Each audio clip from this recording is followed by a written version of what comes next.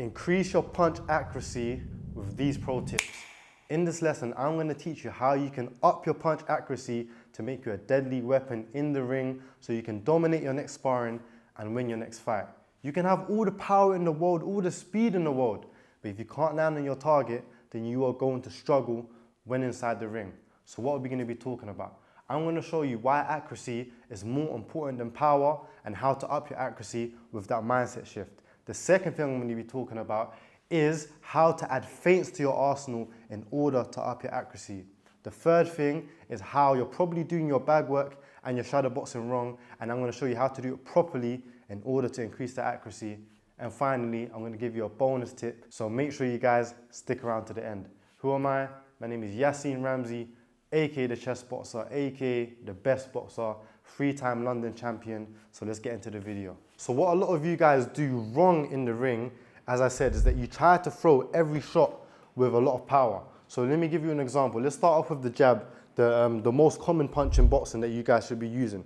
You guys are now, instead of trying to go from A to B, just trying to actually land, you guys are trying to hurt your opponent with everything you've got in your body with one punch. And that's actually going to be to your detriment. Why is that? Because you're going to get stiff.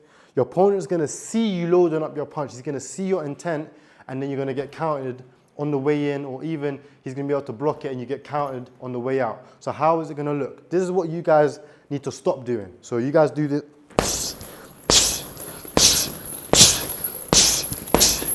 Yes, it may be a strong jab. There's a time and a place for it.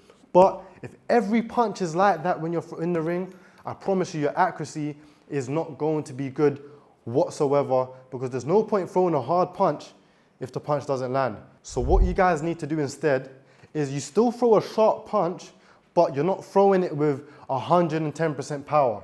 So how is it going to look? You want to be relaxed in general. You always want to be relaxed when you're in the ring.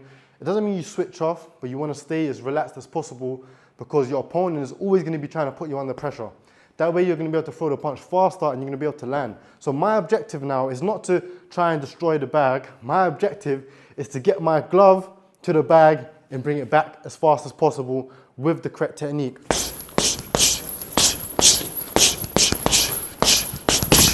Then I can throw the big punch at the end. Because once you land, boom, you've landed, boom, then you can follow up with the power shot. Every single shot is a power shot. I promise you, any half-decent person is going to capitalize on you. You're going to get tired. See, look, I'm already getting a little bit tired from those first punches. I can do this all day. But if I'm doing,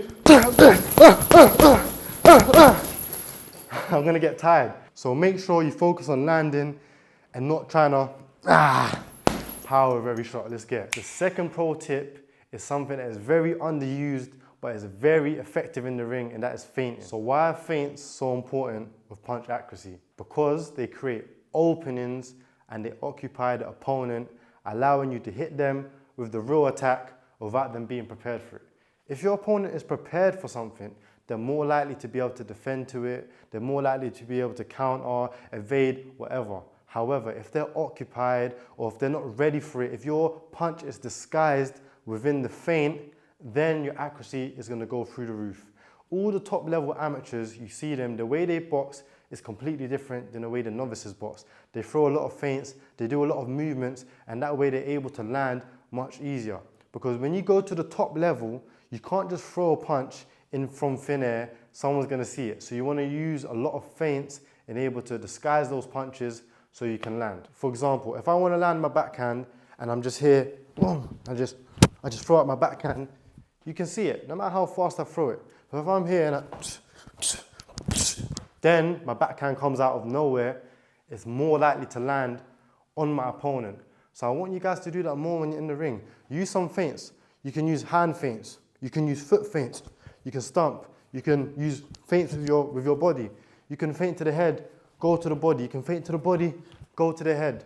Switch it up, but make sure you incorporate this into your arsenal and watch how much easier you land on your opponent when you're inside the ring. So make sure you guys use feints. Don't overlook this one. Everyone knows that feints are good, but not everyone uses it. But you're not everyone, so let's get it. Every boxer shadow boxes and does bag work. but not every boxer does it with intent. So every time you're hitting the bag, every time you're shadowboxing, you should be working on something. So in this case, you need to be working on your accuracy. And the way that I want you guys to shadowbox, the way I want you guys to hit the bag, is to do it while trying to hit a specific target. So instead of just boxing mindlessly, throwing random punches on the bag when you're shadowboxing, I want you to imagine you're actually boxing someone in front of you. Because in the ring, your opponent will be moving, there will be a moving target. So I want you to use visualization in order to start picking your punches. Be a sharpshooter. Yes, I know it's amateur boxing, so your volume can still be high, but you don't just want to be throwing random punches that have no actual intent behind it. Be very intentional when you throw your shots. Throw a shot to the head, boom, imagine them moving back, land to the body, imagine them slipping, throwing a hook. Imagine all of these things when you're shadowboxing or hitting the bag. Another thing you guys can do, when you're hitting the bag, pick specific points on the bag that you want to hit. I know the bag is a big target, and you can just hit every point, but your opponent's not as big of a target as the bag. The head is a small target, the body is a bit of a bigger target, but you want to aim for those specific shots. So when you're hitting the bag, boom, aim to hit them here, aim to hit there, aim to hit here. Don't just throw punches. You're not going to develop your accuracy that way, and you're going to build bad habits, because the bag doesn't throw back, the shadow doesn't throw back, but your opponent does, and your opponent is moving. So make sure you're very intentional with this bag work and shadowboxing. The power of visualization. I always talk about this in my chess boxing programs. There's a book called Cybernetics, and it talks about how certain athletes leading up to the Olympics, or golfers, they may have got injured, so they can't actually practice physically. So what did they do? They had to practice mentally. They used to visualize, and leading up to the Olympics, leading up to their golf, their golf tournaments, they had to visualize those shots, visualize whatever technique they were practicing, and they were still able to either win the golf tournament or achieve a medal in the Olympics just by visualizing. That's how powerful visualization is. So when you're shadowboxing and hitting the bag, don't just hit it mindlessly. Visualize your opponent, visualize hitting specific targets, and that's going to increase your accuracy immensely. I always talk about this in my chess boxing programs. If you guys want to access those programs, the link will be below. But let's get into the bonus tip right now. Bonus tip.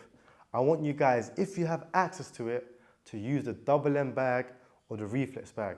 This is going to up your punch accuracy, because as I spoke about in the previous point, your opponent is a moving target. The heavy bag's not a moving target, but this is going to force you to be better with your timing, because if your timing's off, you're not going to hit the target and your accuracy is going to be off.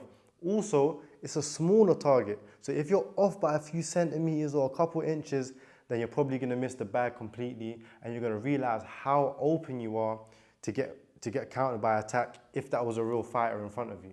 It's going to train your hand-eye coordination, hitting the bag, watching it move, throwing different shots on it. It's going to train your brain to have the right timing and the right accuracy when seeing the target move, etc.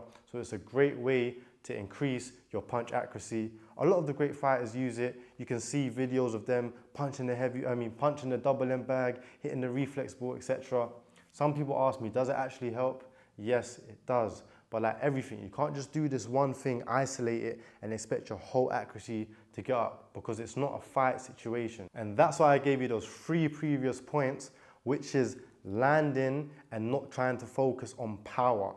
Second thing was to use feints in order to set up your attacks, in order to land with more accuracy. And the final thing that I said was to actually shadow box and use your bag work with intent, and don't do it mindlessly. And plus the bonus tip I just gave you now. So I hope you guys enjoyed the video. We went through a few things right now. So now your punch accuracy should go through the roof. You should be a sniper, a sharpshooter. So yeah, make sure you guys comment, and make sure you guys subscribe to the channel so you can get some more videos like this, inshallah.